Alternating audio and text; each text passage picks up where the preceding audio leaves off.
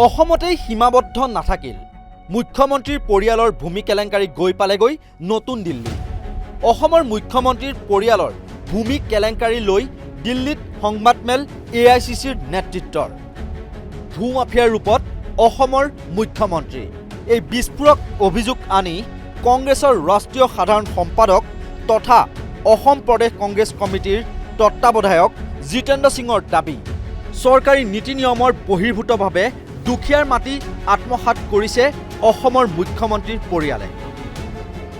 मोदी जी कहते हैं ना खाऊंगा ना खाने को दूंगा, और उनके खुद के ही मुख्यमंत्री एक भूमाफिया के रूप में काम कर रहे हैं। और हाल ही में हमने देखा है कि एक बहुत बड़ा लैंड स्कैम हुआ है। एक बहुत बड़ी ज़मीन जो गरीब लोगों के लिए, जो लैंडलेस लोगों के लिए, जिनके पास ज़मीन नहीं है, सरकार की पॉलिसी के तहत वो और उनके परिवार ने हड़प ली है। 100 करोड़ से ऊपर की उस ज़मीन की कीमत है, और वो अपने खुद के इस्तेमाल, अपना खुद का प्रभाव का इस्तेमाल करके, जब वो राज्य सरकार के अंदर एक मंत्री थे, अपने परिवार को, अपने लोगों को उनने वो जमीन अलॉट करवाई। केवल भूमि केलेंकारी নহয়, কয়লা ভৰ্তি প্ৰতিখন ট্ৰাকৰ পৰা 40,000 টকাকৈ অসম চৰকাৰৰ নামত অবৈধভাৱে সংগ্ৰহ কৰি মাফিয়া ৰাজ চলোৱাৰ গুৰুতৰ অভিযোগ জিতেন্দ্ৰ সিঙৰ। आसाम के अंदर मैं हाल ही में आसाम में था, और वहाँ सिर्फ जमीन ही नहीं, उसके साथ साथ एक पूरा अंडरग्राउंड चल रहा है, एक पूरा एक माफिया राज चल रहा है। हाल ही के अंदर मेघालय से जो कोयला जो आता है, आसाम के अंदर जो आता है, आसाम के इलाके से जो गुजरता है, उसके ऊपर भी एक रेट बना रखी है। 40,000 रुपये प्रति ट्रक कलेक्शन आसाम सरकार कर रहा है। इस तरह का एक भ्रष्टाचार का अड्डा बन चुका है आसाम। ইপিনে সকলোৰে লগত মুখ্যমন্ত্ৰীয়ে নিজৰ পুত্ৰৰহে বিকাশ কৰিছে এই বুলি গুৰুতৰ অভিযোগ প্ৰফেচাৰ গৌৰৱ পল্লভৰ। সিলিং চৰকাৰী মাটি অবৈধভাৱে দখল কৰিলে মুখ্যমন্ত্ৰীৰ পৰিয়ালে। RBS ৰয়েলটৰ্ছৰ সম্পূৰ্ণ নাম কি? কিয় 2009 চনত RBS ৰয়েলটৰ্ছ কোম্পানীৰ সঞ্চালক পদৰ পৰা অব্যাহতি ল'লে মুখ্যমন্ত্ৰীৰ পত্নী ৰিণিকী ভূঞা শৰ্মাই। শুনক কংগ্ৰেছৰ ৰাষ্ট্ৰীয় মুখপাত্ৰ गौरव पल्लभर मुखेरे।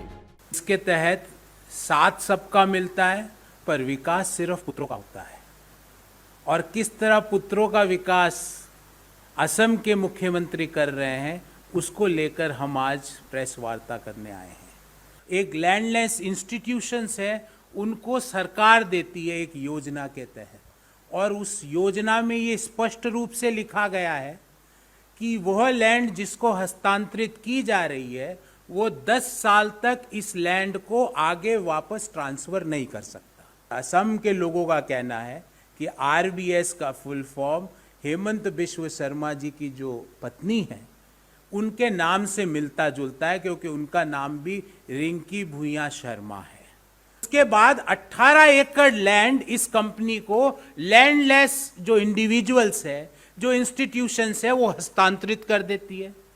फिर जो ही हस्तांतरित हो जाती है, हेमंत बिश्व शर्मा जी की पत्नी उस कंपनी से इस्तीफा दे देती है। हस्तांतरण के बाद 2009 में उस कंपनी से वो बाहर हो जाती है। 2017 में उस कंपनी का नाम चेंज हो जाता है, जिसका रख दिया जाता है वशिष्ठ रियल्टर्स। ভূমি কেলেংকাৰীয়ে কেনেকৈ নাম সাঙুৰ খালে বিজেপিৰ ৰাজ্যিক কিষাণ মৰ্চাৰ উপসভাপতি ৰঞ্জিত ভট্টাচাৰ্যৰ নাম। মুখ্যমন্ত্ৰী ডক্টৰ হিমন্ত বিশ্ব শৰ্মাৰে ৰঞ্জিত ভট্টাচাৰ্যৰ কেনেকুৱা সম্পৰ্ক, বা মুখ্যমন্ত্ৰীৰ শাহুৱেকৰ নাম কেনেকৈ এই বৃহৎ ভূমি কেলেংকাৰীৰ সৈতে সাঙুৰ খালে, সেই কথাও ক'লে গৌৰৱ পল্লভে।